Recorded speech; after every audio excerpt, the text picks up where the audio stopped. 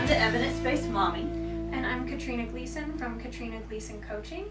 And we are here to talk to you today about the evidence surrounding minimalism and how it's helpful for us.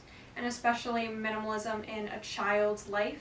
And what I'm interested to hear about especially is how it can affect developmental processes, which is something entirely new to me. So that's why I'm excited to be talking with Samantha today. So Katrina's been at my house several times. She's a good friend. And she has actually helped me with decluttering because, minimalism is her thing. And she's actually helped me put together a system of toy rotation. And Samantha kind of introduced me to this idea, and I would say we fleshed it out a little bit together, mostly physically putting things together. But what I personally love about this, and I'll speak predominantly from the minimalist standpoint, is it's so much less clutter. And people will say, well, yeah, the kids are still going to make a mess though. But I've been in homes of people. I worked as a child care provider for years. And I've been in homes of people who have entire basements and rooms stacked floor to ceiling, just toys for their children. If a child goes into that room and makes a mess, it's very different than a child going into a playroom with 3 bins and making a mess. So people will say, they're like, yeah, a kid can still come in and make a mess in a decluttered home or a minimalist home, but it takes me 5 minutes to clean up. And from that, it's huge. Like just that area, you take so much less time to clean all these things up. So, but I also do love that it's more beneficial than that in kind of a developmental and in a scientific way, I guess. Having clutter around is more stressful. They've done studies to show that. And so if you can decrease that and find ways to keep it decreased over the course of, once a day, once every couple days, however much time you have, that makes things a lot better for you and for your kids. And of course, if you're less stressed, you're going to be able to handle your kids better, right? So it's really helpful. And, honestly, just like you get something new and you're excited, right? Like you want to not play if it's not a toy, but you want to use it all the time. Kids are the same way. They love something new, right?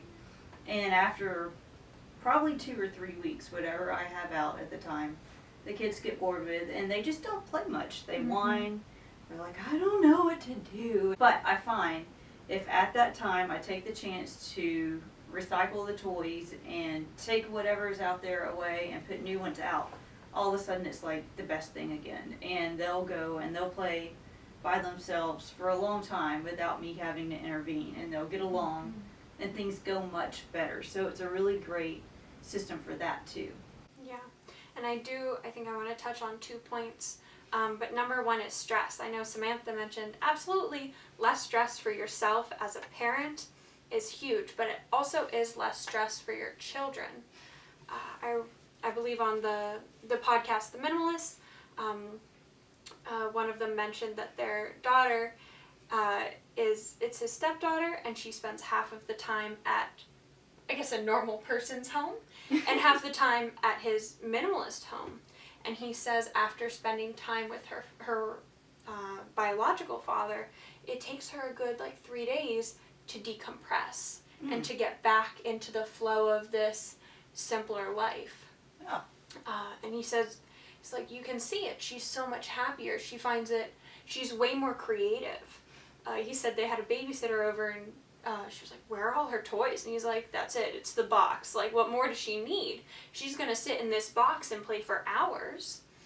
And that Samantha pointed out to me. She's like, yeah, then your child is actually playing for themselves. They're being creative.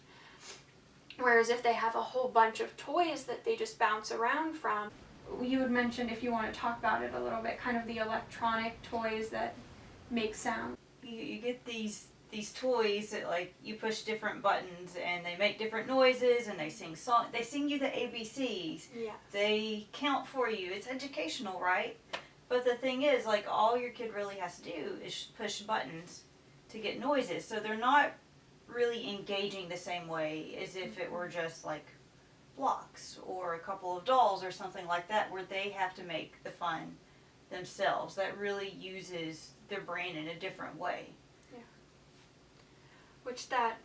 That's why I'm here, because I love learning about this as much as you guys do. So, Yeah, thanks. but it's perfect then, because that's also another way to simplify, is decluttering the kinds of toys you have. Because a lot of people, once they delve into minimalism, you want a higher quality, better quality of life, and better quality of the things that you own. And I think especially with your kids in these early developmental stages, that is the perfect time to have toys that are actually helping them learn. If you're minimizing your toys, you should also look at the quality of your toys and get a good quality for their minds. A lot of times, we are concerned about helping our children learn, which we should be. We're like, oh gosh, they need to know their alphabet. They need to know how to count. They need to know all their colors, which, these toys show that they're teaching these things, right? But the thing is, when children are preschoolers, these academic things aren't what they really need to learn. At this stage, they need to be learning social skills and emotional intelligence. So you give them, blocks where they can work with their creativity. You give them a doll so that they can love on that, increase empathy, be thinking about, how they would take care of that doll, how they would go out into the world with the doll. That builds what children actually need to grow when they're that small. That's so cool. I had never heard of that or thought of that. So. Mm-hmm. And I think that takes the pressure off of us too, because again, we're so afraid that our children aren't learning the right things or that they're not going to be ready for kindergarten. I'm like, it's kindergarten, But what we really need to be doing is preparing them socially. And then all that stuff, reading and writing and math, will take care of itself. So thank you so much for talking to us about... Absolutely. Thank you for sharing all your knowledge with me. Yeah, I appreciate it. It's been fun. And thank you so much for joining us too. So that's it for today. Thank you so much, Katrina, for coming. Absolutely. I had so much fun. And I honestly learned a lot. I'm sure you guys feel the same way anytime you read something from Samantha. So. Oh, thank you. Yeah. I will say, though, this wasn't all my ideas. Pretty much all of the toy rotation and all that I have learned about comes from Abital at the Parenting Junkie, so you could check her out too. She's got a lot of really great ideas. Yeah. Anyway, so I am the evidence-based mommy. Thank you so much for joining us. Yeah, and I'm Katrina Gleason from Katrina Gleason Coaching. So if you want to see more of my work, you can find me at the Simplicity Society, my Facebook group. Yeah, so thank you.